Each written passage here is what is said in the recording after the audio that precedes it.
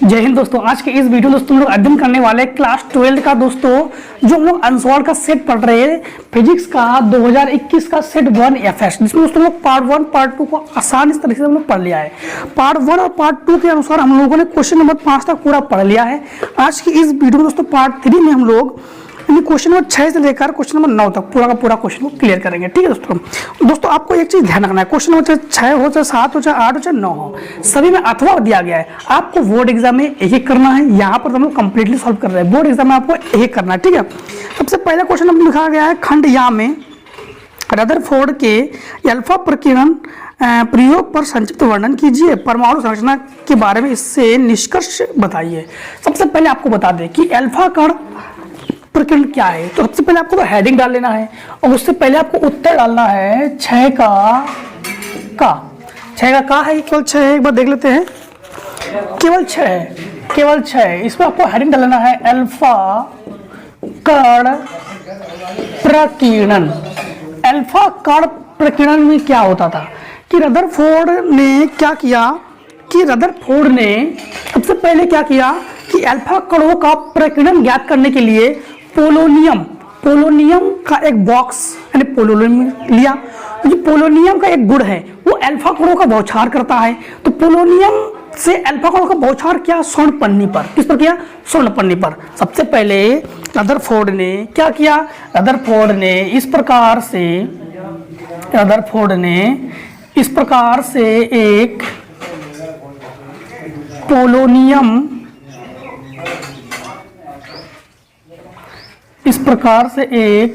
Polonium का box लिया। किसका लिया? पोलोनियम का बॉक्स। इसमें से उन्होंने क्या किया कि इसमें से उन्होंने अल्फा कणों का बौछार किया। क्या किया उन्होंने? अल्फा कणों का बौछार किया। अल्फा कणों का बौछार किस पर किया उन्होंने? स्वर्ण पन्नी पर। किस पर किया? स्वर्ण पन्नी पर। ठीक है, इस प्रकार से स्वर्ण पन्नी पर उन्होंने अल्फा कणों का बौछार किया। और इसके बाद जब इसका प्रकरण देखने के लिए उन्होंने क्या किया, जिंक सल्फाइड का, इस प्रकार से जिंक सल्फाइड का पर्दा लिया। जिंक सल्फाइड का पर्दा क्यों लिया? अल्फा कणों का प्रकीर्णन देखने के लिए। तो इससे क्या हुआ कि अल्फा कण जो है वो प्रकीर्णन होते हैं। इस प्रकार से अल्फा कण जो है इस जिंक सल्फाइड के पर्दे पर, किसका पर्दा है ये पर्दा है जिंक सल्फाइड का। जिंक सल्फाइड के पर्दे पर अल्फा कण जो होते हैं वो क्या होते हैं, अल्फा कण का बौछार कर रहा है तो इस पर ये आपतित होकर प्रकीर्णित हो जाते हैं यानी फैल जाते हैं। इसका जो प्रदीप्त है यानी इसके चमकीले वो देखने चमकीले पर्दे पर चमकीले फ्रिंजें बनती है। उस फ्रिंजों को देखने के लिए फिर रदरफोर्ड ने क्या किया कि यहाँ पर सूक्ष्मदर्शी का प्रयोग किया और सूक्ष्मदर्शी से उन्होंने इस पर क्या देखा, इस पर उन्होंने जो दीप्त फ्रिंज अदीप्त फ्रिंज है वो बना, जिसके कारण उन्होंने कुछ निष्कर्ष भी निकाला। सबसे पहले आपको बता दें कि ये हो गया स्वर्ण पन्नी का मतलब सोने की पन्नी, और इसके बाद हो गया ये तो जिंक सल्फाइड हो गया। इसको उन्होंने निर्वात में रखा, ठीक है। और ये हो गया पोलोनियम का बॉक्स हो गया। ये क्या हो गया? पोलोनियम का बॉक्स। इसमें से क्या निकला? अल्फा कणों का बौछार हुआ। अब इससे रदरफोर्ड ने निष्कर्ष निकाला। क्या निष्कर्ष निकाला? निष्कर्ष आपको बताते थे कि सबसे पहले रदरफोर्ड ने इस प्रकार से, पहले थोड़ा सा इधर से बनाते हैं दोस्तों, ये तो आपको समझ में आ गया होगा। इसमें क्या हुआ था, अल्फा कण प्रकीर्णन में क्या हुआ था, अल्फा कण प्रकीर्णन में आपको किस प्रकार से लिखना है, अल्फा कण प्रकीर्णन में रदरफोर्ड ने पोलोनियम के बॉक्स से अल्फा कणों का बौछार स्वर्ण पन्नी पर कराया। फिर स्वर्ण पन्नी के चारों ओर जिंक सल्फाइड का पर्दा लिया। अल्फा कण का प्रकीर्णन स्वर्ण पन्नी से हुआ, उसको देखने के लिए उन्होंने सूक्ष्मदर्शी का प्रयोग किया। अल्फा का पर्दे को उन्होंने निर्वात में रखा। ठीक है, इससे उन्होंने निष्कर्ष क्या निकाला? अब निष्कर्ष आपको बताते हैं। निष्कर्ष में ये एक हम लोगों ने परमाणु लिया, यहां से अल्फा कणों का बौछार कराया। जब रदरफोर्ड ने अल्फा कणों का बौछार किया यानी पोलोनियम की धातु से अल्फा कणों का बौछार किया तो उन्होंने देखा कि इस प्रकार से पहले ये अल्फा कण है, अल्फा कणों का बौछार जब परमाणु पर किया तो अल्फा कण सीधी निकल गई। फिर यहां से बौछार किया तो यहां पर भी देखा अल्फा कण जो है वो सीधी निकल गई। फिर उन्होंने क्या किया कि जैसे ही यहां से फिर से बौछार किया तो यहां पर देखा कि अब की बार अल्फा कण जो है कुछ यहां से मुड़ गई। फिर यहां से इस प्रकार से बौछार किया, देखो यहां से भी अल्फा कण जो है कुछ मुड़ गई। फिर यहां से यहां पर देखा कि अधिकतम इसका बहुत प्रक्षेप हुआ। इस मुड़ने को प्रक्षेप कहते हैं। अल्फा कणों का मुड़ना क्या कहलाता है? प्रक्षेप।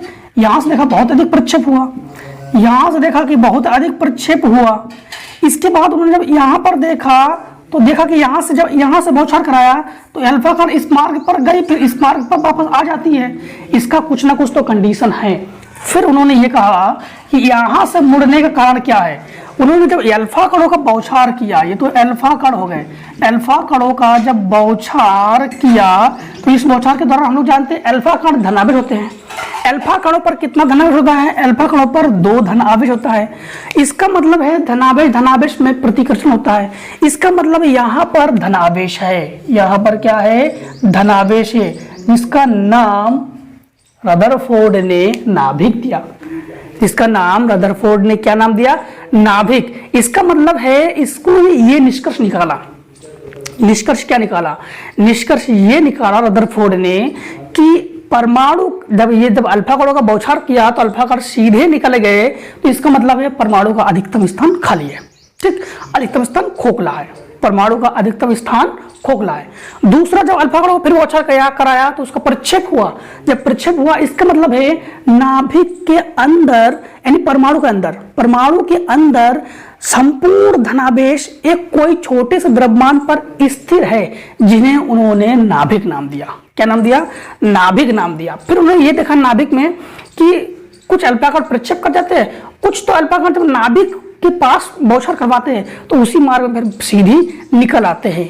ये उन्होंने निष्कर्ष निकाला। निष्कर्ष में क्या निकाला कि नाभिक परमाणु के अंदर स्थित है, नाभिक पर धनावेश होता है, और इसके बाद उन्होंने ये कहा कि परमाणु का अधिकतर स्थान जो है वो खोखला है। ये उन्होंने निष्कर्ष निकाला। ठीक, अब हमारे पास दोस्तों जिस प्रकार समझाया जा रहा है उसी प्रकार आपको बोर्ड एग्जाम में लिखना है, क्योंकि फिजिक्स केमिस्ट्री की वजह साइंस को रटा नहीं जाता है, साइंस को समझा जाता है, उसके बारे में लिखा जाता है। बुक की परिभाषा लिख दोगे तो इससे आपको कोई फायदा नहीं होगा। आप लोग समझो, उसके बारे में लिखो तो लिखना सीखोगे, इसका मतलब आप लोग साइंस सीख रहे हो। इसके बाद ये तो हो गया क्षय का अथवा। क्षय का अथवा में क्या कहा गया है? क्षय का अथवा हम लिखेंगे क्षय का अथवा उत्तर, क्षय का अथवा। क्षय का अथवा में क्या कहा गया है? क्षय का अथवा में यह कहा गया है कि प्रकाश के व्यतिकरण के लिए यंग के प्रयोग का सिद्धांत समझाइए।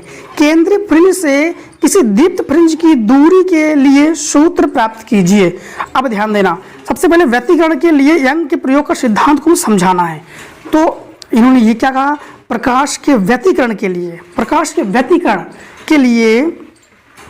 यंग के प्रयोग सिद्धांत को समझाइए। तो यंग का प्रयोग क्या था? अब ध्यान देना कि यहाँ पर प्रकाश के व्यतिकरण के लिए यंग के प्रयोग का सिद्धांत समझाना है। तो प्रकाश के व्यतिकरण में यंग का प्रयोग हम लोग कैसे समझेंगे? ध्यान देना कि सबसे पहले यंग ने क्या लिया? यंग ने एक प्रकाश स्रोत लिया, यश का मतलब क्या होगा? एक प्रकाश स्रोत। फिर उसके पास एक पर्दा रखा उन्होंने, ठीक है। उस पर्दे पर एक वर्णी छोटा छेद किया, उस पर्दे का नाम रख दिया हमने के। फिर ठीक है, फिर यहां से उन्होंने जब इस प्रकार से प्रकाश को आपतित कराया तो इससे एक वर्णी प्रकाश आगे की ओर आपतित हुई। इसके दूर स्थित उन्होंने दूसरा एक पर्दा फिर रखा, दूर स्थित एक दूसरा पर्दा रखा जिसका नाम दे दिया हमने यल। इसमें उन्होंने 2 रेखा छेद किए। फिर से इसमें यहां से बनाते इसको, यहां बनाते हैं, ठीक है। इसका नाम दे दिया उन्होंने यल। इसमें उन्होंने 2 छेद किया। कितने छेद किए? 2 छेद। अब ध्यान रखिए, ये बिंदु स्रोत है, मतलब इसमें गोली तरंगाग्र उत्पन्न होगी। तो इस प्रकार से जब इसमें तरंगाग्र उत्पन्न होती है, इससे इस प्रकार से जब गोली तरंगाग्र उत्पन्न होती है तो अब तरंगे यहां से उत्पन्न होगी। तो यहां से उनको 2 प्रकार से तरंगे उत्पन्न दिखाई पड़ती है। किस प्रकार से? ध्यान देना, एक जैसे मान लो कि बिंदु स्रोत है तो गोलीय तरंग उत्पन्न होगी। तो एक इस प्रकार से इसको थोड़ा सा इधर से बनाते हैं, यहां से बनाते थोड़ा सा इस प्रकार से। अब ध्यान देना, दो छेद किए, एक यहाँ पर, एक यहाँ पर छेद नहीं, एक यहाँ पर और एक यहाँ पर छेद कर दिए, ठीक है। तो यहाँ से इस प्रकार से गोलीय तरंग उत्पन्न हुई और इसका इस प्रकार से गोलीय तरंगाग्र हुई, इसका इस प्रकार से गोलीय तरंगाग्र उत्पन्न हुई, इसका इस प्रकार से गोलीय तरंगाग्र उत्पन्न हुई, इसका इस प्रकार से गोलीय तरंगाग्र उत्पन्न हुई और इसका इस प्रकार से गोलीय तरंगाग्र उत्पन्न हुई। फिर इसका इस प्रकार से गोलीय तरंगाग्र उत्पन्न हुई और इसके बाद इसका नहीं, इसका यहां से हटाते हैं इसको। फिर हम लोगों ने इसका लिया, अब इसका लेंगे, इसका हम लोग यहां से लेंगे, यानी यहां से इस प्रकार से गोलीय तरंगाग्र उत्पन्न हुई। फिर इसका हम लोग तो गोलीय तरंगाग्र उत्पन्न करेंगे, इसका इस प्रकार से उत्पन्न करेंगे गोलीय तरंगाग्र। फिर इसका इस प्रकार से गोलीय तरंगाग्र उत्पन्न करेंगे। फिर अब की बार इसका इस प्रकार से गोलीय तरंगाग्र उत्पन्न करेंगे और इसका इस प्रकार से गोलीय तरंगाग्र उत्पन्न करेंगे। इस प्रकार से उन्होंने तरंग को उत्पन्न किया। अब फिर दूर स्थित उन्होंने एक पर्दा, फिर तीसरा पर्दा लिया, इसको तो एल पर्दा ले लिया, फिर इसको उन्होंने इस प्रकार से एल पर्दा लिया और उस पर्दे पर उन्होंने नाम रख दिया यम, ठीक। अब यहाँ दीप्त तो आदित्य पुंज उन्होंने प्राप्त किया। अब ध्यान देना, जैसे मान लो कि ये हमारे पास ये जो है, इसको उन्होंने क्या नाम दिया, दीप्त, क्योंकि अब ध्यान देना कि दोनों ही ब्लू ब्लू है, ब्लू मार्कर सा है, तो ये हो गया हमारे पास दीप्त, ठीक है। और ये वाला हमारे पास हो गया अदीप्त। इसके बाद ये वाला हमारे पास क्या हो गया, दीप्त। इसके बाद देखो ये ब्लू और रेड है, तो ये हो गया अदीप्त। इसके बाद देखो ये फिर से एक बार हो गया दीप्त, ये हो गया आपके पास अदीप्त, ठीक है। इस प्रकार से यहां से इसको देखो तो फिर से ये हो गया दीप्त। तो यंग ने अपने प्रयोग में किस प्रकार से देखा, यंग ने अपने प्रयोग में देखा कि दीप्त अदीप्त दीप्त अदीप्त दीप्त अदीप्त दीप्त अदीप्त इस प्रकार से फ्रिंज प्राप्त होती है, ठीक है।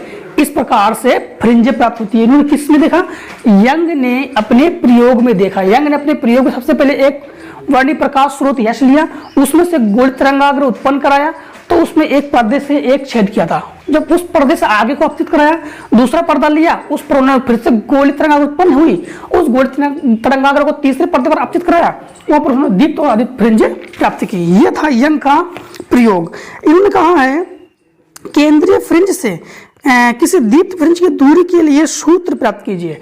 अब ध्यान देना, यंग के प्रयोग में हम लोग क्या करेंगे, केंद्र फ्रिंज से तो अब दूरी के लिए सूत्र, इसके लिए यंग ने सबसे पहले क्या किया, यंग ने या अब ध्यान देना, चित्र तो हमारे पास दूसरा भी बनेगा, तो वहां पर हम लोग दीप्त आदित्य और उसकी दूरी के लिए भी चित्र हम लोग प्राप्त करते हैं। लेकिन यहाँ पर हालांकि उन्होंने केंद्रीय फ्रिंज से किसी दीप्त दूरी सूत्र प्राप्त करने के लिए कहा है, तो उसके लिए हम लोग जानते हैं यंग ने सबसे पहले क्या किया, यश एक प्रकाश स्रोत लिया, उसके पास एक पर्दा रखा, उस पर उन्होंने प्रकाश को आपतित कराया, फिर दूसरा पर्दा रखा और वहां पर दो छेद किए जिसका नाम हम लोग दे देंगे इसमें S1 और S2। अब ध्यान देना कि यहां से भी तरंगे उत्पन्न होती है और यहां से भी तरंगे उत्पन्न होती है, दोनों जहां पर मिलते हैं यहां पर बनता है दीप्त और आदित्य फ्रिंज। वहां पर उन्होंने तीसरा पर्दा रखा था, यहां पर इन्होंने इसका नाम हमने O दे दिया, इसका नाम दे दिया हमने P, और यहां से यहां तक की दूरी को ले लिया हमने y, यहां से यहां तक की दूरी को ले लिया हमने d, ठीक है, यहां से यहां तक दूरी ले लिया d, और यहां से इसको दूरी ले लिया मैंने स्मॉल d, इसकी दूरी हमने क्या ले लिया स्मॉल d। यहां से ध्यान देना, यहां से इस पथ की दूरी है x, तो यहां से इस पथ की दूरी भी क्या हो जाएगा x ही होगा, और यहां से इतना छोटा सा अंतर है तो इसको हम लोग कहेंगे पथांतर, क्योंकि पथों में अंतर को क्या कहते हैं पथांतर। तो पथांतर को हमने ले लिया किससे, डेल्टा x से ले लिया, तो टोटल संपूर्ण दूरी हो जाएगा x प्लस डेल्टा x। तो डेल्टा x क्या है, यहाँ पर पथांतर है, पथों में अंतर है, ठीक है। अब यहाँ पर थीटा का नाम दे दो, यानी थीटा कोण ले लो, यहाँ पर नाम दे दो a और यहाँ का नाम दे दो थीटा कोण। इस कंडीशन में हमें दीप्त फ्रिंज की चौड़ाई पूछा गया, दूरी पूछा गया है, दीप्त पूछा गया है, तो दीप्त फ्रिंज की दूरी क्या होगी। हालांकि हम लोग यहाँ पे निगमन करते हैं, लेकिन उन्होंने निगमन के बारे में केवल दीप्त के बारे में पूछा, इसलिए निगमन नहीं कर रहे हैं, तो हम लोग कहेंगे दीप्त फ्रिंज की दूरी। दीप्त फ्रिंज की दूरी क्या हो जाएगा, दीप्त फ्रिंज की दूरी हो जाएगा एक्स डी बटे कैपिटल डी बराबर एम लेमडा। ये हो जाएगा हमारे पास फार्मूला किसके लिए, एक्स डी बटे कैपिटल डी बराबर एम लेमडा, ठीक है। अब दोस्तों हमसे 7 नंबर में पूछा गया पीएन संधि डायोड की पूर्ण तरंग दृष्टिकारी की प्रक्रिया परिपथ खींचकर समझाइए। तो उससे पहले दोस्तों आप लोग इसका अगर स्क्रीनशॉट लेना चाहते हैं तो स्क्रीनशॉट लीजिए। अब देखिए क्वेश्चन नंबर हम लोग करेंगे 7, पीएन संधि डायोड की पूर्ण तरंग दृष्टिकारी की प्रक्रिया परिपथ खींचकर समझाइए। तो पीएन संधि डायोड की पूर्ण तरंग दृष्टिकारी की प्रक्रिया समझने के लिए सबसे पहले हम लोग ट्रांसफार्मर को समझते हैं। किससे समझते हैं हम लोग, ट्रांसफार्मर से समझते हैं। ट्रांसफार्मर समझते हैं कैसे समझोगे, ध्यान देना कि चित्र की सहायता से समझना। तो सबसे पहले लिखेंगे हम लोग उत्तर 7, क्या लिखेंगे हम लोग, उत्तर 7। अब उत्तर 7 में ध्यान देना, हम लोग हेडिंग क्या डालेंगे, हेडिंग डालेंगे हम लोग पीएन संधि डायोड की पूर्ण तरंग दृष्टिकारी, पीएन संधि डायोड के पूर्ण तरंग दृष्टिकारी। इसका जो दोस्तों जो कंप्लीटली आंसर है जो आपको चाहिए वो हमने डिस्क्रिप्शन में डाल दिया है, ठीक है। वहां से देख के आप लोग नोट बना सकते हो। कोई वीडियो फिजिक्स का हो चाहे केमिस्ट्री का हो, दोनों हमने आंसर पढ़ा रहे हैं आपको, उसमें कोई भी सेट का कोई भी आपको डाउट हो रहा है उसका आंसर चाहिए डिस्क्रिप्शन में हमने डाल दिया है। बहुत से बच्चों डिस्क्रिप्शन नहीं पता होता है दोस्तों। डिस्क्रिप्शन जो सब्सक्राइब वाला आइकन होता है ना, सब्सक्राइब लिखा होता है रेड से, पहले उसको क्लिक करो, उसके ऊपर वाला देखना डिस्क्रिप्शन कुछ इस प्रकार से पॉइंट बना होगा, ठीक, इसको क्लिक कर देना, डिस्क्रिप्शन मिल जाएगा। इसका हमने कंप्लीटली आंसर डिस्क्रिप्शन में डाल दिया है, आपको टेंशन लेने की कोई दिक्कत नहीं है, हम केवल चित्र की सहायता से आपको समझा रहे हैं। सबसे पहले दोस्तों को चित्र बना देते हैं। हमने चित्र को बना दिया है, ठीक है। अब चित्र को हम लोग समझाते हैं। यहाँ पर हम लोग ट्रांसफार्मर का हम लोगों ने क्रिया विधि लिया है। अब यहाँ पर हम लोगों ने लिया है प्राथमिक कुंडली, इसको लिया हमने द्वितीयक कुंडली, इसको प्राथमिक कुंडली, इसको द्वितीयक कुंडली। प्राथमिक कुंडली में देखो ये हमारे पास प्राथमिक कुंडली में फेरों की संख्या, द्वितीयक कुंडली फेरों की संख्या अधिक है, प्राथमिक कुंडली में कम है। इसका मतलब है इस ट्रांसफार्मर से हम लोग क्या करते हैं, वोल्टेज के मान को बढ़ाते हैं, ठीक है। इसमें हम लोग क्या करते हैं, वोल्टेज को बढ़ाते हैं, यानी कह सकते हैं कि ये हमारे पास उच्चाई ट्रांसफार्मर है। अब ध्यान देना, इसकी क्रिया विधि कैसे समझोगे, इसकी क्रिया विधि में दोस्तों सबसे पहले हम लोगों ने ये लिया आधा चक्र, ये ले लिया आधा चक्र, ए और टी ये आधा चक्र, बी और टी इतना हिस्सा आधा चक्र है। दोनों को हम लोगों ने पीएन संधि डायोड, डी1 से मतलब डायोड, तो दोनों को हम लोग पीएन संधि डायोड से हमने जोड़ के रखा है। इसमें डी1 डायोड, इसमें डी2 डायोड दिया है। सबसे पहले हम लोग क्या करते हैं, जब A1 को धनात्मक करते हैं, जब A1 को धनात्मक करते हैं यानी ए और टी का आधा हिस्सा, A1 को जब धनात्मक करते हैं तो इधर की ओर धारा प्रवाहित होती है, यानी उस समय ये होता है अग्र अभिनत। कौन होता है अग्र अभिनत, ये जो हमारे पास अभिनत ये होता है अग्र अभिनत, यानी धारा इधर की ओर प्रवाहित होने लगती है। और जो हमारे पास पीएन संधि डायोड है यानी ये D2 ये होता है हमारे पास उत्क्रम अभिनत। उत्क्रम मतलब पीछे की ओर धारा प्रवाहित होती है, यानी धारा इसके इधर की ओर प्रवाहित होती है और इसके इधर की ओर प्रवाहित होती है। इस समय ये होता है उत्क्रम अभिनत। उत्क्रम मतलब पीछे, उत्क्रम अभिनत, ठीक। इस प्रकार से ध्यान देना, फिर से एक बार इसको हम लोग क्या करते हैं, प्रत्यावर्ती वोल्टेज से समझाते हैं आपको। इस प्रकार से हमारे पास ये हो गया प्रत्यावर्ती वोल्टेज, ठीक है, ये हो गया प्रत्यावर्ती वोल्टेज। और यहाँ पर हम लोग पूर्ण तरंग दृष्टिकारी के लिए हम लोग क्या कर रहे हैं, सबसे पहले हम लोगों ने क्या किया कि हम लोगों ने ध्यान देना कि ये धनात्मक, ये ऋणात्मक, ये धनात्मक, ये ऋणात्मक, इस प्रकार से होता है। तो हम लोगों ने जब ए को धनात्मक किया, ए को धनात्मक किया, तो ये D1 जो है ये अग्र अभिनत हो गया और D2 जो है ये उत्क्रम अभिनत हो गया। फिर भी उस कंडीशन में भी धारा प्रवाहित होती है, उस कंडीशन में भी धारा प्रवाहित होती है। और धारा प्रवाहित होना को हम लोग इस प्रकार से दिखाते हैं, ये टी हाफ में हुआ है, आधे चक्र में हुआ है। फिर इसके बाद हम लोग बी को कर देते हैं प्लस, ध्यान, जब इसको प्लस करते हैं इसको माइनस करते हैं। अब की बार बी को कर देंगे प्लस तो ए को कर देंगे माइनस। जब बी को प्लस करेंगे तो बी हो जाएगा अग्र अभिनत, बी क्या हो जाएगा, अग्र अभिनत। अग्र अभिनत का मतलब होता है ये अब की बार वी से यानी D2 से, यानी डायोड D2 से धारा प्रवाहित होने लगती है। और हमारे पास जो ए है, ये वाली कुंडली, ये होता है D1 जो हो जाता है हमारे पास उत्क्रम अभिनत, यानी इसमें पीछे की धारा प्रवाहित होती है तो उत्क्रम अभिनत। फिर से बस समझ लो, जब ए को प्लस करते हैं तो D1 से धारा प्रवाहित होती है और जब बी को प्लस करते हैं तो D2 से धारा प्रवाहित होती है। तो इस कुंडली में भी हम लोग कहेंगे कि यहाँ पर धारा प्रवाहित हो रही है, ये टी पर। पूर्ण चक्र हो गया ना, ये पूर्ण चक्र, ये आधा चक्र है और ये आधा चक्र है, ये पूर्ण चक्र हो गया, इसमें भी धारा प्रवाहित होती है। इसके बाद फिर से अगर हम लोग बी को कर देते हैं माइनस, ए को कर देते हैं प्लस, तो फिर से वही काम, अब की बार D1 हो जाता है अग्र अभिनत, D2 हो जाता है आपका पश्च अभिनत यानी उत्क्रम अभिनत। फिर भी हमें धारा प्रवाहित होती है, तो इस प्रकार से धारा प्रवाहित होती है। इस प्रकार से हम लोग देख पा रहे हैं कि चाहे ए को प्लस करो, चाहे बी को प्लस करो, चाहे ए को माइनस करो, बी को माइनस करो, धारा तो प्रवाहित होती ही है। अब यहाँ पर जो हमारे पास ये प्राथमिक कुंडली है, यहाँ से हम लोग वोल्टेज को अंदर प्रवाहित करते हैं। तब यहाँ पर ये नर्म लोहे की क्रोड है, ट्रांसफार्मर तो उन्हें पढ़ा के रखा भी है। अब ट्रांसफार्मर जिन्होंने नहीं पढ़ा है, इसके बाद का जो आपका वीडियो है यानी सेट टू ट्रांसफार्मर के बारे में पूछा भी गया है, उसका वीडियो में हमने पढ़ा के रखा है, उसमें जाकर आप लोग देख सकते हो। ये नर्म लोहे की पटलित क्रोड है, जिससे हम लोग क्या करते हैं कि भंवर धारा से बचने के लिए नर्म लोहे की क्रोड को हम लोग लगा देते हैं, ठीक है।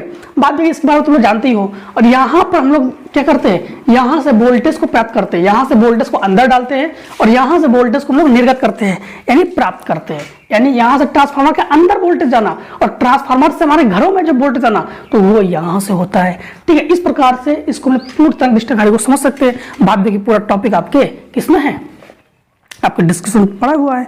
इसके बाद दोस्तों अगला क्वेश्चन दोस्तों आपसे ये कहा गया है, इसका अगला क्वेश्चन दोस्तों न्यूमेरिकल्स है। तो न्यूमेरिकल्स में ये कहा गया है कि एक कुंडली 220 वोल्ट, चलो लिखते जाते, पढ़ते भी जाते, लिखते भी जाते, ठीक है। तो इन्होंने ये कहा, हम लोग सबसे पहले ये 7 था, हम लोग करेंगे 7 का अथवा, तो लिखेंगे हम लोग उत्तर 7 का अथवा। बोर्ड एग्जाम में एक करना है, यहाँ पर दोनों कर रहे हैं, ठीक। 7 का अथवा कहा, एक कुंडली 220 वोल्ट, तो वोल्ट को लिखेंगे हम लोग V से, V बराबर 220 वोल्ट। 50 हर्ट्ज वाले, हर्ट्ज मतलब हो गया आवृत्ति, यानी इसको F से लिखेंगे, F बराबर 50 हर्ट्ज। प्रत्यावर्ती धारा स्रोत से 2 एम्पियर की धारा, तो यहाँ पर I का मतलब हो गया है 2 एम्पियर और 200 वाट शक्ति, यानी P बराबर हो गया 200 वाट शक्ति। कुंडली का प्रतिरोध तथा प्रेरक तत्व ज्ञात कीजिए। प्रतिरोध R बराबर पूछ रहा है, L बराबर पूछ रहा है, प्रेरक तत्व L बराबर पूछ रहा है। अब यहाँ पर दोस्तों जो फार्मूलेज हमारे पास यूज होंगे उसका ध्यान रखना और किस प्रकार से इसको सॉल्व करेंगे। जब दोस्तों हम लोग सबसे पहले इसमें P वाला ही फार्मूला लगा देंगे। P का फार्मूला क्या होता है, P बराबर फार्मूला होता है I स्क्वायर बटे R, लगा सकते हैं क्योंकि P बराबर I स्क्वायर होता है, I भी है हमारे पास, R पूछ रहा है, P है हमारे पास, ठीक है। तो यहाँ पर हम लोग P का मान कितना है, P का मान हमारे पास 200, तो ये जाएगा 200 बराबर I का मान कितना है 2, तो 2 का स्क्वायर इंटू R, तो ये हो जाएगा, ये बटे में जाएगा इसके, तो R बराबर हो जाएगा 200 बटे 4, कटकर हो जाएगा 5 चौको 20 यानी 50, तो R बराबर हो जाएगा 50। अब R तो पूछा गया है, R पूछा गया तो 50 ओम, ये हो गया हमारे पास R का मात्रक। R का मात्रक कितना हो गया 50 ओम। थोड़ा बहुत नहीं दिख रहा होगा तो समझ जाना कि ये 50 ओम है, कितना है 50 ओम, ठीक। वो दिख रहा है तो कोई दिक्कत नहीं, थोड़ा सा फ्रेम में यहाँ से थोड़ा कट भी सकता है, कोई दिक्कत नहीं, अब ध्यान देना, अब हमसे यल पूछा गया है। यल के लिए दोस्तों हम लोग सबसे पहले फार्मूला क्या यूज करेंगे, फार्मूला यूज करेंगे हम लोग जेड बराबर, तो आपको लिख देते हैं फार्मूला दोस्तों करेंगे दोस्तों, हम लोग यहाँ पे लगा दे रहे, ठीक है। तो यहाँ पर लिखेंगे हम लोग जेड बराबर, जेड का मतलब क्या होता है प्रतिबाधा, जेड का मतलब क्या होता है आपके पास प्रतिबाधा। तो क्या प्रतिबाधा हमारे पास दिया गया है, नहीं दिया गया है, चलो प्रतिबाधा ज्ञात कर लेंगे। तो जेड बराबर हो जाएगा अंडर रूट में R square plus XL square, क्या होगा R square plus XL square, ठीक है। अब यहाँ पर हम लोग अंडर रूट हटाएंगे तो उसको चढ़ाएंगे, तो जेड स्क्वायर बराबर हो जाएगा R square plus XL square, ठीक है। अब जेड का मान हमें निकालना पड़ेगा, जेड का मान निकालने के लिए हम लोग फार्मूला यूज करेंगे आई बराबर वी बटे जेड, क्या यूज करेंगे आई बराबर वी बटे जेड। तो यहाँ से हम लोग ज्ञात कर लेते हैं आई बराबर वी बटे जेड, हम लोग ज्ञात कर सकते हैं क्योंकि हमारे पास मान है। तो हम लोग जब आई बराबर वी बटे जेड यूज करेंगे, आई की जगह हम लोग क्या लिखेंगे, आई की जगह 2 लिखेंगे, वी की जगह 220 लिखेंगे, जेड की जगह नहीं लिखेंगे, जेड 2 के स्थान पर 2 जेड के स्थान पर, तो जेड बराबर हो जाएगा 220 बटे 2, काट दो तो 110, तो जेड बराबर हो जाएगा 110, ठीक। अब यहां पर मान रखो 110 का वर्ग, आर का मान क्या हो गया, आर का मान हमारे पास हो गया 50, तो 50 का वर्ग, और एक्सएल, अब एक्सएल हम लोग इसलिए लगाया है क्योंकि हम लोग जानते हैं कि एक्सएल बराबर होता है ओमेगा एल, और ओमेगा एल का मतलब होता है, ओमेगा मतलब होता है 2 पाई एफ। तो हमारे पास एक्सएल का मान क्या हो जाएगा, एक्सएल का मान हो जाएगा हमारे पास 2 पाई एफ एल, क्योंकि ये हो गया 2 पाई एफ और 2 पाई एफ एल, यहां से हम लोग एल को ज्ञात कर सकते हैं, ठीक है। सबसे पहले हम लोग एक्सएल का स्क्वायर रखो, इसको दोनों का स्क्वायर निकाल लो, तो 11 का वर्ग हो गया 121, तो 121 और डबल जीरो माइनस, इसको इधर पक्षांतर करेंगे प्लस का माइनस हो जाएगा, तो 50 का वर्ग हो गया 2500 बराबर एक्सएल का वर्ग। अब इसको घटाओ तो एक्सएल का वर्ग बराबर क्या हो जाएगा, तो 2 जीरो का 2 जीरो रहेगा, ये यहां से लेंगे 11, 11 से बचेगा 6, यहाँ पर ये 12 है, ठीक है, यहाँ से एक लिया था, तो यहाँ से हम लोग 1 लेंगे, यानी 1 बचा, यहाँ से 1 लेंगे तो 11 हो जाएगा, 11 से बचेगा 9, फिर से एक बच्चे कर लेते हैं, 2 जीरो का 2 जीरो, यहाँ से 1 लेंगे 11, 11 से 5 गया तो 6, और यहाँ बचा आपके पास 11, 11 से बचा 9, ठीक है, इसको हटेगा रूट चढ़ेगा। अब इसका मान भी रख लो, तो ये हो जाएगा 2 पाई एफ एल बराबर अंडर रूट का 9600, ठीक। 2 को 2 लिखो, पाई का मान 3.14 इंटू एफ का मान क्या है हमारे पास, एफ का मान है 50 और इंटू एल तो पूछ रहा है, और इसको जो अंडर रूट से निकालेंगे तो उसको ऐसे लिख सकते हैं लोग, 96 का लासा ले लो, यहाँ पर 96 का लासा ले लो, तो 2 से काटो, 2 चौको 8 बचा 1, 2 अट्ठे 16, फिर 2 दूनी 4, 2 चौको 8, फिर 2 12 24, फिर 2 छिंग 12, ये बना जोड़ा, ये बना जोड़ा, 2 दूनी 4, 4 अंडर रूट 6, तो ये हो जाएगा 4 का मतलब ये 10 का वर्ग हो गया, तो 40 अंडर रूट 6, क्या हो जाएगा 40 अंडर रूट 6। अब ये सभी मान इसके बटे में जाएगा, तो इसको हटा दो, सभी मान इसके बटे में जाएगा, तो यल बराबर क्या हो जाएगा कि 40 और इंटू अंडर रूट 6 का मान रख देंगे अभी, ठीक है, अंडर रूट 6 का मान रखेंगे, तो 2 इंटू 3.14 इंटू 50 और अंडर रूट 6 का मान, अब देखो समथिंग ये 2 का वर्ग 4 होता है, तो ये हो जाएगा समथिंग 2.44, आप लोग मोबाइल से भी निकाल सकते हो, ठीक है। अब 2 अंक के बाद दशमलव, 2 अंक के बाद दशमलव, ये कट गया, 1 जीरो से 1 जीरो कट गया, ये हो गया 2 दूनी 4, ये कट गया, इसको काटो, 2 एकम 2, 2 दूनी 4, 2 दूनी 4, 2 एकम 2, 2 पंच 10, 2 सत्ते 14, अब तो कुछ कटने वाला है नहीं, तो हमारे पास ये हो जाएगा 2 यानी 2 दूनी 4, 2 दूनी 4, 2 एकम 2 बटे हमारे पास 5 का गुणा कर लो, तो 5 सत्ते 35 बचा 3, 55 25 3 28 बचा 2 और 5 2 7। अब यल बराबर जब इसका भाग लगाएंगे तो आ जाएगा 0.31 और मात्रा हो जाएगा हेनरी, ठीक। ये हो गया दोस्तों आंसर, लीजिए अब इसका स्क्रीनशॉट। अब देखिए दोस्तों हम लोग क्वेश्चन नंबर करेंगे 8 में लिखा है सौर सेल की रचना तथा कार्यविधि समझाइए, और इसके बाद दोस्तों सबसे पहले हम लोग 8 का अथवा कर लेते हैं, इसके बाद सौर सेल आपको समझा रहे हैं, ठीक है। क्या हो, क्योंकि 8 में हमारे पास न्यूमेरिकल्स दिया है तो न्यूमेरिकल्स पहले बता देते हैं, इसके बाद सौर सेल को बताते हैं। तो इसमें सबसे पहले न्यूमेरिकल्स नाम से ये कहा गया है 3 सेंटीमीटर त्रिज्या व 1.5 अपवर्तनांक वाले कांच के गोले में वायु का बुलबुला केंद्र से बाई और 1 सेंटीमीटर दूरी पर है। व्यास की दिशा में दुरुस्त पृष्ठ की ओर देखने पर बुलबुले का प्रतिबिंब की स्थिति बताइए। अब ध्यान देना, यहाँ पर हम लोग इसको जब सॉल्व करेंगे सबसे पहले हम लोग क्या लिखेंगे, उत्तर लिखेंगे 8 का अथवा। क्या लिखेंगे हम लोग, उत्तर 8 का अथवा। उत्तर 8 का अथवा जब लिखेंगे, यहाँ पे लिखना है कि 3 सेंटीमीटर त्रिज्या वाले, तो r बराबर हो गया 3 सेंटीमीटर।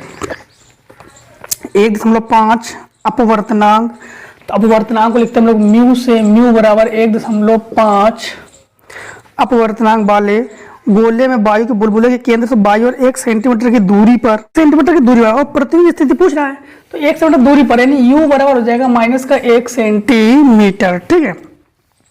अब दोस्तों ध्यान देना, यहाँ पर फार्मूला जो यूज करेंगे हम लोग, तो फार्मूला यूज करेंगे हम लोग कि लेंस के लिए हम लोग जो फार्मूला हम लोगों ने यानी यहाँ पर यूज करेंगे अपवर्तनांक वाले में, तो अपवर्तनांक वाले का फार्मूला यूज करेंगे म्यू 1/v माइनस म्यू बटे you, mu 1/v but minus mu बटे यू बराबर म्यू 1। अब 1 की जगह डैश भी ले सकते हो, ठीक है, डैश भी ले सकते हो, 1 भी ले सकते हो, तो म्यू 1 माइनस म्यू बटे आर। ठीक।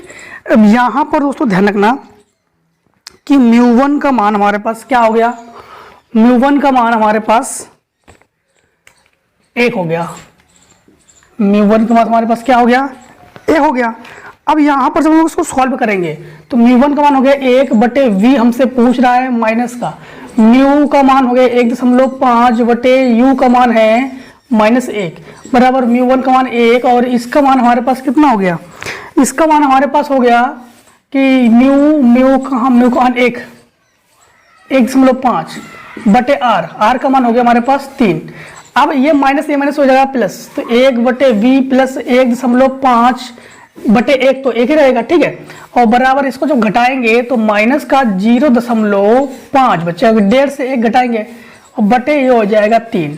ठीक। इसको इधर पक्षांतर कर देंगे हम लोग, तो 1/v बराबर माइनस का 0.5 बटे 3 माइनस का 1.5 बटे 1 मान के भिन्न करेंगे, तो 1/v बराबर ये हो जाएगा, इसको गुणा करेंगे तो माइनस का 0.5 और इसका इसमें गुणा करेंगे तो 15 45 4.5 बटे 3। जब इन दोनों को जोड़ेंगे तो समान चिन्ह है, जोड़ेंगे तो इस जगह माइनस का 5 और 5 हो जाएगा 10, हासिल लगा 1 4 और 1 5, तो माइनस का 5.0 बटे 3। ठीक। तो इसको जब भाग लगाएंगे हम लोग 3 एकम 3 का भाग लगाएंगे 5 में, तो 3 एकम 3 बचा 2, 10 में लगाया 0 बढ़ाया 3 6 18, फिर वही 3 6 18। तो जब एक संख्या अप्रति होती है तो एक संख्या हम लोग नहीं, भाग अभी ना लगाएं, इसको उल्टा कर भाग लगाना पड़ेगा, भाग नहीं लगाएंगे, तो यह जाएगा माइनस का 5 बटे 3। ठीक। अब इसको उल्टा करेंगे तो इसको भी उल्टा करना पड़ेगा, तो v बराबर हो जाएगा 3/5। 5 का भाग लगाओ किसमें, 3 में, 5 का भाग जब लगाएंगे हम लोग 3 में, जब 5 का भाग 3 में लगाएंगे तो ये हो जाएगा 5/3, तो भाग ना खाई 0, 10 में लगाया 0 बढ़ाया 5 6 का 30, तो हमारे पास v का मान हो जाएगा v बराबर माइनस का 0.6 5 6। ठीक, 0.6 सेंटीमीटर। ठीक है, ये हो गया इसका आंसर। अब दोस्तों हमारे पास ये जो हमारे पास क्वेश्चन नंबर 8 दिया गया था, तो उत्तर हम लोग डालेंगे 8। क्या डालेंगे हम लोग, उत्तर 8। उत्तर 8 में हम लोग क्या लिखेंगे, उत्तर 8 में हेडिंग डालना हमें सौर सेल। अब दोस्तों सौर सेल के बारे में बता दें आपको कि सौर सेल का पूरा व्याख्या दोस्तों हम लोगों ने डिस्क्रिप्शन में डाल दिया है। ठीक, वहां से जाकर आप लोग देख सकते हो। बाद में सौर सेल के बारे में बता दें कि यह एक ऐसी युक्ति है, सौर सेल जो है सेल युक्ति है। युक्ति किसे कहते हैं, जिसमें कल्पुर्जे, उसके अंदर कल्पुर्जे कार मतलब उसके कल्पुर्जे हिले ना, अगर नहीं हिलता है तो फिर वो क्या कहलाता है, वो कहलाता है युक्ति। जिसके अंदर कलपुर्जे हिलते हैं, हिलने के बाद काम करता है, तो उसे कहते हैं हम लोग यंत्र। तो जो सौर सेल है एक ऐसी युक्ति है जो सौर ऊर्जा को विद्युत ऊर्जा में परिवर्तन करने का कार्य करता है। जो दिखा होगा कि गांव, अधिकतर गांव में, जैसे गांव में क्या होता है कि रोड के साइड में जो प्रधान जी होते हैं वो एक सेल लोग लगा देते हैं। सेल मतलब एक ऊर्जा की प्लेट होती है और उसमें एक लाइट होता है बड़ा सा, और उस सूर्य की किरणें में दिन में लाइट चार्जिंग होती है और रात में जो है वो लाइट जलता है उसमें से। तो ये क्या है, सौर सेल है। तो वो पहले सौर ऊर्जा को किस में बदला, उसने विद्युत में। तो सौर सेल का काम क्या है, सौर ऊर्जा को विद्युत ऊर्जा में बदलने का काम होता है। ठीक है, इसमें रचना में आपको क्या लिखना है, रचना सबसे पहले, इसके बाद हेडिंग डालना है रचना। क्या डालोगे आप लोग, रचना। इसमें क्या लिखोगे कि सौर ऊर्जा को विद्युत ऊर्जा में बदलने का कार्य करता है। और रचना में आप लोग क्या लिखोगे, रचना में इसमें SI यानी सिलिकॉन अथवा यानी GaAs यानी गैलियम आर्सेनाइड, यानी इस सेल में गैलियम आर्सेनाइड और सिलिकॉन इन दोनों की बनी पियन संधि होती है। मतलब आपको सबसे पहले संधि बताते हैं, किस प्रकार संधि होती है। इस प्रकार से इसमें चित्र बनाकर समझा देते हैं आपको। अब दोस्तों ध्यान देना कि इसमें हम लोगों ने क्या किया, एक हम लोगों ने सौर सेल का निर्माण किया। इसमें ध्यान देना, सौर सेल जो होता है पीएन संधि डायोड से मिलकर बना होता है। पीएन संधि डायोड का ध्यान देना नीचे वाला धात्विक प्लेट होता है, यानी पी क्षेत्र में और एन क्षेत्र को जोड़कर इसको बनाया जाता है। पी क्षेत्र को और एन क्षेत्र को, यानी एक पर पी प्रकार का अर्धचालक लेते हैं और एन प्रकार का अर्धचालक लेते हैं। जैसे हमारे पास अर्धचालक क्या होते हैं, दो शुद्ध अर्धचालक होते हैं, जर्मेनियम और सिलिकॉन। जर्मेनियम और सिलिकॉन जो होता है हमारे पास पी प्रकार का अर्धचालक और एन प्रकार का अर्धचालक होता है। इसमें क्या करते हैं कि पी प्रकार के अर्धचालक में एन प्रकार के अर्धचालक को पहले जोड़ते हैं, और जोड़कर इसको हम लोग क्या करते हैं कि पी प्रकार के अर्धचालक की जो प्लेट होती है उसके ऊपर हम लोग एन प्रकार के अर्धचालक की प्लेट को हम लोग इस प्रकार से मोटी मोटी प्लेट को रखकर हम लोग इस प्रकार से बनाते हैं, जो कि सौर ऊर्जा आपको देखा ही होगा, उसको बनाते हैं। इसके ऊपर हम लोग एक खाली स्थान कुछ जगह छोड़ देते हैं जिस पर प्रकाश आपतित होती है, और प्रकाश आपतित जो होती है उस प्रकाश की ऊर्जा होती है एच, फोटोन की ऊर्जा होती है एच होती है। ठीक है, ये ध्यान रखना। जिसमें से पी क्षेत्र आपका पॉजिटिव होता है, एन क्षेत्र आपका नेगेटिव होता है। पी क्षेत्र आपका पॉजिटिव होता है, एन क्षेत्र आपका नेगेटिव होता है, ये ध्यान रखना। ठीक है, इसका और इसका जो कार्य विधि है, कार्य विधि दोस्तों हम लोगों ने क्या किया, डिस्क्रिप्शन में डाल दिया है। डिस्क्रिप्शन में आप लोग कार्य विधि को देख सकते हो। सबसे पहले हम लोगों ने क्या किया कि पी क्षेत्र वाले में एन क्षेत्र को जोड़कर इसको बनाते हैं। इसको जब बनाते हैं तो ध्यान देना कि जिसका क्षेत्रफल सौर विकिरण के आपतन के लिए काफी अधिक रखा जाता है। इसका क्षेत्रफल जो आता है सौर विकिरण के लिए बहुत अधिक रखा जाता है।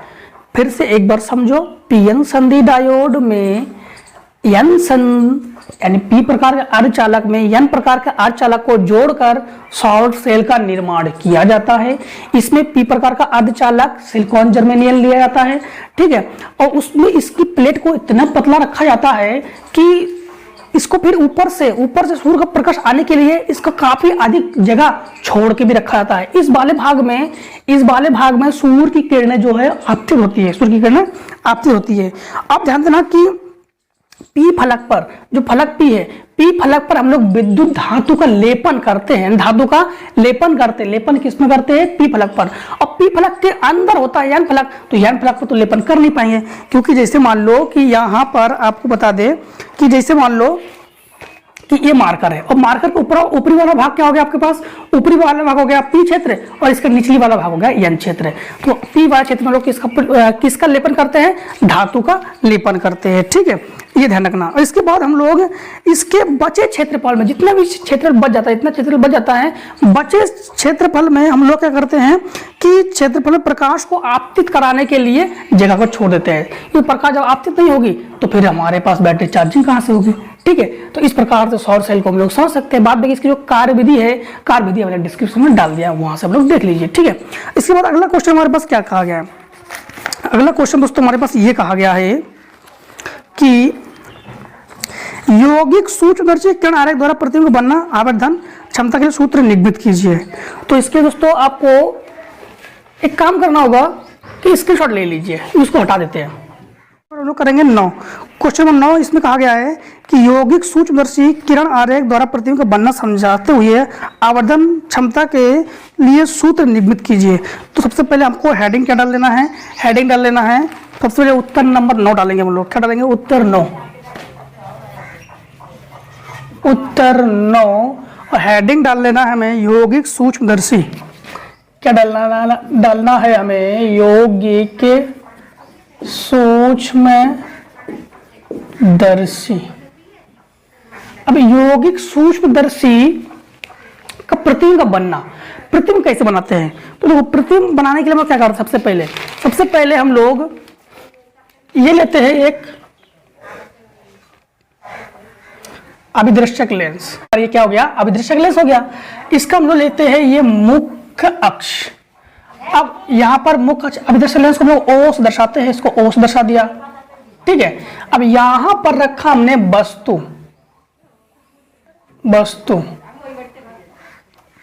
थोड़ा सा यहां से, यहां पर हमने क्या रखा? वस्तु रख दिया।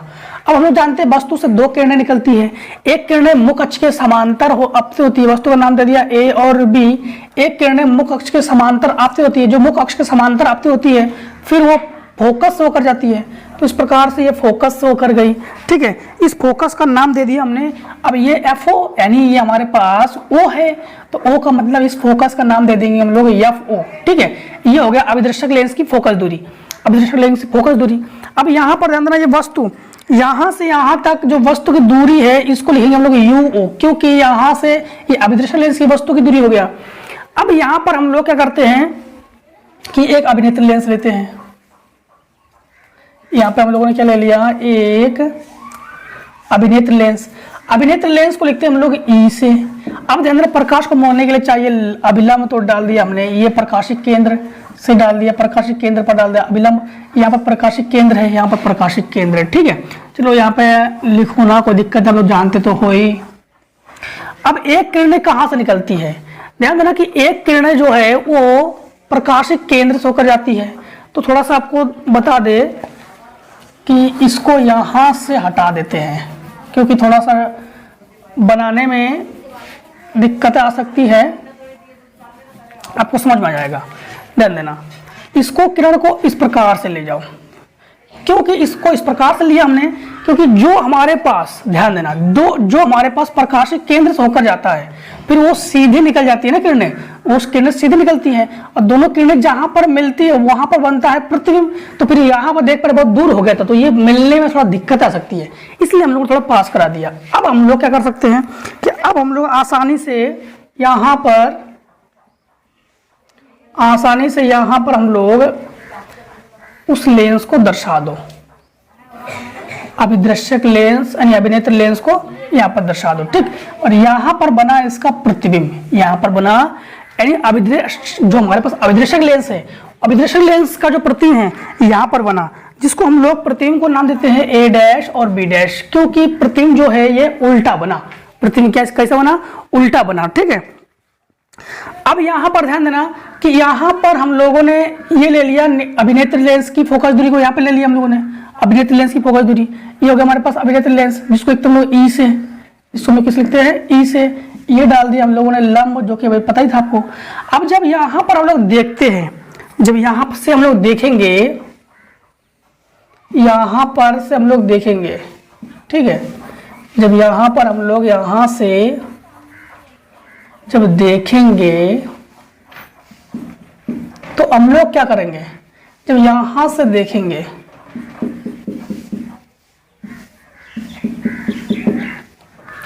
तो देखने पर इस नेत्रिक लेंस से इसको आगे पीछे खिसकाते हैं। आगे पीछे खिसकाने पर इससे इस प्रकार से किरणें पीछे की ओर आपतित होती है, इससे इस प्रकार से किरणें पीछे की आपतित होती है। जहां पर मिलते हैं वहां पर फिर से बनता है प्रतिबिंब। उस कंडीशन में ये कार्य करता है वस्तु का। ये किसका कार्य करता है? कौन सी वस्तु का? ये कार्य करता है जो नेत्रिका लेंस है। इस नेत्रिका लेंस, जो नेत्रिका लेंस है और ये अभिदृश्यक लेंस है, ये अभिदृश्यक लेंस है, ठीक। तो नेत्रिका लेंस के लिए वस्तु कार्य कौन करता है? ये हमारे पास जो ए डैश और बी डैश यहां तक है, ये हमारे पास इसके लिए किसका कार्य करता है? वस्तु का कार्य करता है। तो इसके लिए ये तो हमारे पास क्या है? यहां से यहां तक की दूरी जो है वो हमारे पास VO है। हमारे पास क्या है? VO। और ये जो VO है इसको हम लोगों ने क्या नाम दे दिया? वी, अब ये वी है तो इसको नाम दे दिया हम लोगों ने यू ई, यहाँ से यहाँ तक यू ई का मतलब क्या हो गया, वस्तु की दूरी, ठीक है, ये क्या हो गया, वस्तु की दूरी। अब यहाँ से यहाँ तक की जो दूरी है इसको हम लोग न्यूनतम दूरी डी से भी दर्शा, माने डी से भी दर्शा सकते हैं, लेकिन यहाँ को हम लोग इसको हम लोग न्यूनतम दूरी किस दर्शाएंगे, डी से, जो कि यहाँ पर इस लेंस के लिए ये काम कर रहा है किसका, ये काम कर रहा है प्रतिबिंब का, ये काम कर रहा है वस्तु का, ये काम कर रहा है प्रतिबिंब का। तो फिर इसका जो प्रतिबिंब है ये बनेगा ए डबल डैश और बी डबल डैश, क्या बनेगा, ए डबल डैश और बी डबल डैश, ठीक। अब यहां से जो किरणें, एक किरणें तो हमारे पास प्रकाशिक केंद्र से होकर जाएगा और कुछ किरणें हम लोग के नेत्रिका में पहुंचते हैं, जो कि अब ध्यान देना हमें कैसा प्रतीत हो रहा है, हमें प्रतीत हो रहा है कि जो वस्तु है, वस्तु इतना बड़ा था, इतने बड़े वस्तु को हम लोग इतना बड़ा देख पा रहे हैं, लेकिन वस्तु और रियलिटी में हम लोग वास्तविक नहीं देख, क्या नाम, हम लोग वस्तु को सीधा नहीं देख पा रहे, वस्तु का जो प्रतिबिंब है वो कैसा बन रहा है, उल्टा, और वस्तु से कैसा बन रहा है, बड़ा, ठीक है। ये हो गया। फिर से एक बार समझ लो, सबसे पहले हम लोग ए बी एक वस्तु लेते हैं, उसको अभिदर्शन लेंस से हम लोग आपतित कराते हैं वस्तु के प्रकाश को, तो इसके बाद क्या होता है कि यहाँ पर हमारे पास ए डैश बी डैश प्रतिबिंब बनता है, जो कि वस्तु से कुछ बड़ा और वस्तु के यानी वस्तु से उल्टा बनता है। ए डैश बी डैश नेत्रिकल लेंस के लिए वस्तु का कार्य करता है, और यहाँ पर जब नेत्रिकल लेंस को आगे पीछे खिसकाते हैं तो यहाँ से किरणें, फिर यहाँ पर दोनों किरणें यहाँ पर आपतित होती है, जिसका प्रतिबिंब वस्तु से बहुत बड़ा ए डैश बी डैश, यानी ए डैश बी डैश वस्तु से पीछे, वस्तु के पीछे बनता है, जो कि हमें इस प्रकार से इसको दिखाई पड़ता है, ठीक है। इसके लिए हमारे पास क्या कहा गया इन्होंने, इसके लिए आवर्धन के लिए फार्मूला पूछा गया है। तो आवर्धन के लिए जब फार्मूला ज्ञात करेंगे हम लोग, तो आवर्धन के लिए फार्मूला कैसे ज्ञात करेंगे, ध्यान देना कि आवर्धन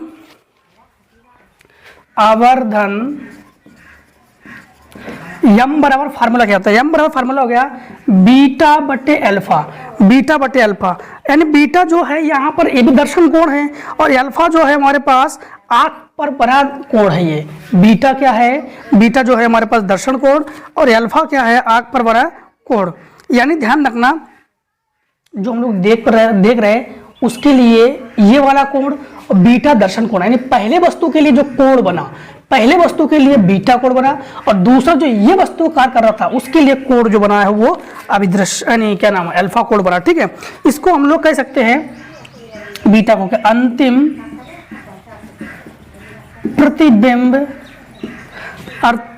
प्रतिबिंब ए डैश बी डैश द्वारा आंख पर बना दर्शन कोण, यानी ना दोस्तों कि हम लोग यहाँ पर कोण लेते हैं अल्फा, ठीक है, और यहाँ पर कोण ले लेते हैं बीटा के दौरान। अब यहाँ पर ध्यान रखना कि हमारे पास अल्फा अति सूक्ष्म है, अल्फा बराबर क्या हो जाएगा, tan अल्फा हो जाएगा, और tan थीटा लंब बटे आधार, तो लंब क्या है यहाँ पर h है, h ले लिया इसका मान, और आधार क्या है d, तो हो जाएगा h बटे d, और इसके बाद बीटा जो है वो tan बीटा के बराबर है लगभग, तो tan बीटा, तो और tan बीटा tan थीटा लंब बटे आधार होता ही है, तो लंब कितना हो जाएगा हमारे पास, लंब हो जाएगा हमारे पास यहाँ पर हम लोग h डैश, इसको ले लेंगे h डैश, और आधार हम लोग क्या लेंगे, यू ई ले लेंगे, क्योंकि h डैश और यू ई, तो हो जाएगा h डैश बटे यू ई, ठीक है, h डैश बटे यू ई। अब हमारे पास यम बराबर फार्मूला बनकर क्या आया, यम बराबर फार्मूला बन के आया है बीटा बटे अल्फा।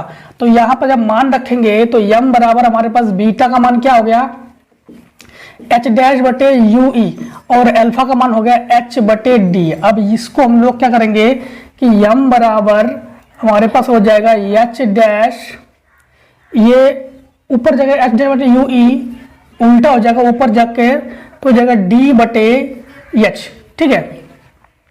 अब दोस्तों ध्यान रखना कि यम बराबर हमारे पास एक रेखीय आवर्धन का फार्मूला होता है, रेखीय आवर्धन यम बराबर हमारे पास फार्मूला होता है आई बटे ओ, क्या होता है, आई बटे ओ।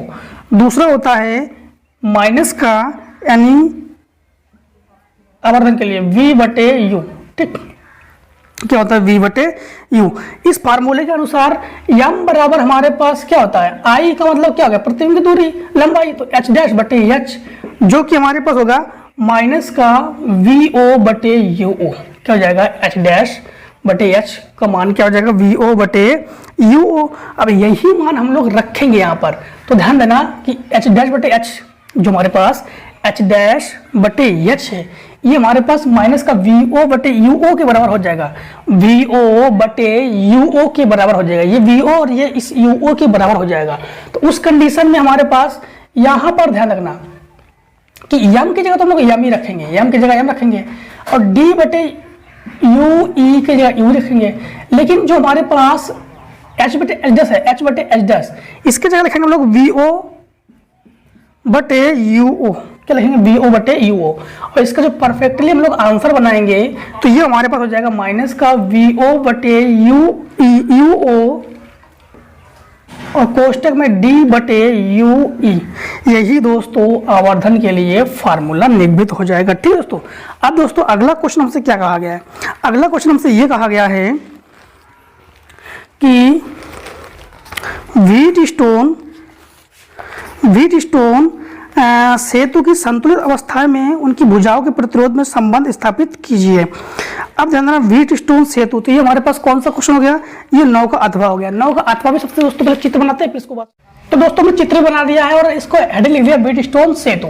दोस्तों व्हीट स्टोन सेतु में क्या होता है कि यहाँ पे दो प्रकार कुंजी होती है, एक कुंजी ये, एक कुंजी ये, कुंजी K1 कुंजी K2। यहाँ पे इसको हम लोग गैल्वेनोमीटर में जोड़ दिया है। यानी आपको लिखना भी है व्हीट स्टोन सेतु में 4 प्रतिरोध होते हैं, P Q R S, 4 प्रतिरोध होते हैं। जब कुंजी K1 को बंद करते हैं ना, जब कुंजी K1 को बंद करते हैं तो यहाँ से धारा प्रवाहित होती है इस प्रकार से। यहाँ पर I धारा कितने भागों में बढ़ती है, 4 भागों में बढ़ जाती है। यानी पहले तो I धारा 2 भागों में बढ़ेगी, यहाँ पर I1 और यहाँ पर I2 धारा, फिर यहाँ से I1 धारा यहाँ पर जाकर फिर से 2 भागों में बटेगी, एक इसमें और एक इसमें। तो इसमें तो लगभग I0 I के बराबर, लगभग ना के बराबर धारा प्रवाहित होती है, और इसमें मान लो कि आपके पास I3, और यहाँ पर आपके पास जो I2 है, यहाँ पर ये I फिर से कुछ धारा इसमें प्रवाहित होती है, कुछ धारा इसमें प्रवाहित होती है। ठीक है, इस प्रकार तो धारा इसमें प्रवाहित होती है। लेकिन संतुलन अवस्था के बारे में पूछा गया, इसमें क्या कहा गया, इसका आपके आंसर में ये कहा गया है कि व्हीट स्टोन सेतु की संतुलन अवस्था में भुजाओं के प्रतिरोध संबंधित कीजिए। संतुलन, तो व्हीट स्टोन संतुलन कब होते हैं, जब व्हीट स्टोन में दोनों कुंजी को, यानी कुंजी K1 और कुंजी K2, ये कुंजी K2 ये कुंजी K1, दोनों को बंद कर देते हैं तो परिपथ में धारा प्रवाहित नहीं होती है, उसे हम लोग व्हीट स्टोन की संतुलित अवस्था कहते हैं। यानी व्हीट स्टोन सेतु में कुंजी K1 कुंजी K2 दोनों को बंद कर दिया जाता है तो परिपथ में धारा का मान नहीं प्रवाहित होती है, उसे हम लोग व्हीट स्टोन सेतु की संतुलित अवस्था कहते हैं। इसमें जो हमारे पास प्रतिरोधों का अनुपात होता है, तो प्रतिरोधों का अनुपात क्या होता है, प्रतिरोधों का अनुपात ये होता है P बटे Q बराबर R बटे S। ये हमारे पास। अब निगमन दोस्तों ध्यान रखना कि अगर सेतु संतुलन अवस्था में ना होकर सेतु में धारा प्रवाहित होती तो फिर हम लोग निगमन करते, और जब इस सेतु की संतुलन अवस्था में ना हो तो उस कंडीशन में हम लोग प्रतिरोध ये ज्ञात कर लेते हैं, और संतुलन अवस्था में ना हो तो फिर हम लोग ज्ञात करेंगे, मतलब सूत्र किस प्रकार से ज्ञात करेंगे, और संतुलन अवस्था में हो तो हम लोग डायरेक्ट लिखते हैं। ठीक, बाद बाकी इसका जो आपका आंसर है वो डिस्क्रिप्शन में है, आप लोग देख के लिख सकते हो। ठीक है दोस्तों, आज हम लोगों ने फिजिक्स का जो सेट 1 है कंप्लीटली हम लोगों ने इसमें कर लिया है। फिर भी अगर आपके अनुसार कोई भी क्वेश्चन रह जाता है तो कमेंट सेक्शन में जरूर डाल देना। दोस्तों आज की वीडियो में इतना ही, तब तक के लिए जय हिंद जय भारत।